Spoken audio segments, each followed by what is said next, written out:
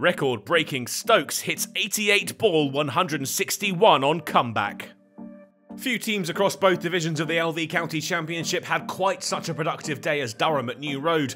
They'd lost just 3 wickets and a century from Dixon, matched by 50s from Peterson, Borthwick and Beddingham, the latter 2 unbeaten, put them in a strong position at 339 for 3 at the start of day 2. Borthwick would be the first to depart on the second day, the captain trapped in front for 89, a second ever wicket for Gibbon, who was now bowling at the England captain.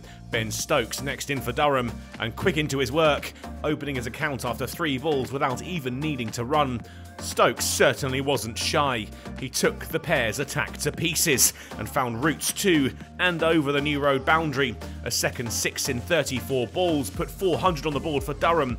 Another Stokes sixer took the pair to a 50 partnership off 65 balls. The bolt scored by the number 6. Beddingham wasn't about to let his exalted colleague steal all the headlines, up to 100, as he showed Finch the maker's name and found the ropes past the evasive manoeuvres of bowler, umpire and non-striker alike. After an hour at the crease, having faced just 47 balls, the spotlight was back on Stokes. He had his half-century, albeit with a little bit of fortune. He kept going hard at the Worcestershire bowlers, 450 on the board as Leach disappeared to the fences, and then over them to bring up the 100-run partnership from 105 balls. Josh Baker won't hold fond memories of the 117th over of the innings. Stokes launched him for 6, 1, 2, 3, 4, 5 times in a row to score a quite magnificent century off just 64 balls. A startling assault, even by his own lofty standards, and he wasn't done. Frustrated as he looked for 6 off the last ball, but watched as it skipped off the turf. Durham now 2 away from 500. And Stokes refused to slow down. Leach again carted all around the ground. Gibbon too, a chastening experience. By the time they'd reached lunch, Stokes was 3 runs away from a 150. Durham 1 shy of 550. The partnership was worth 189 off 149 balls, and Stokes was just 1 more 6 away from the county cricket record. It had been quite some morning to behold. He swiftly made his way to 150 with a record equalling 16th 6 of his innings. Just 19 more balls required to get there after reaching 3 figures. Beddingham 2 swiped to 6, this one off D'Oliveira to bring up the 200-run stand for the 5th wicket. And then the record-breaking moment for Stokes in the very same over. A 17th 6 took him clear at the top of the charts. No batter had scored more in an innings in the LV County Championship, and he'd become the first person in the country to score 100 runs in 6s alone. D'Oliveira brought his rampant innings to an end. Stokes was looking for an 18th maximum when he was caught by Haynes.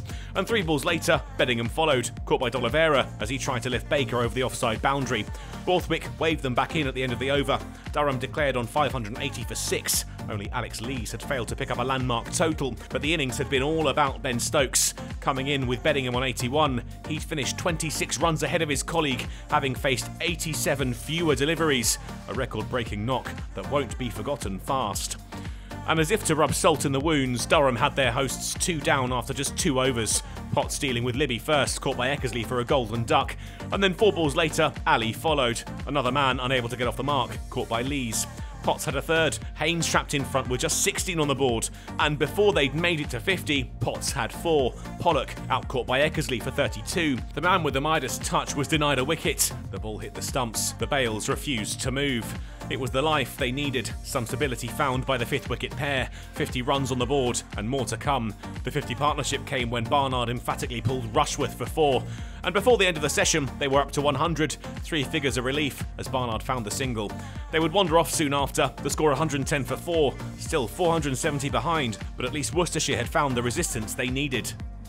It continued after tea. Barnard and D'Oliveira denied the Durham attack their partnership worth 100 runs when Rushworth brushed the pads of the Worcestershire captain. After holding on for so long, D'Oliveira finally succumbed to Rushworth, courtesy of a fine leaping catch from Eckersley in the slips. Barnard had his 50 soon after, with a boundary off Potts, and then another to the very next ball took the pairs to 150. But he too would fall, Potts with a 5-fer, Barnard looking to the heavens as he left the Durham seamer to clatter into his off stump. Leach and Cox clung on until the umpires escorted them off the bad light, with around 10 minutes left in the day. In the midst of some record-breaking Ben Stokes magic, a cricket match is taking place, and the pairs had played their part, as had Potts. But all the headlines will be about the England captain, and rightly so. He'd made absolute mincemeat of everything sent down his way. The only thing missing was a wicket, but with 4 still to take, on this form, you wouldn't put it past him to take all of them on the morning of day 3.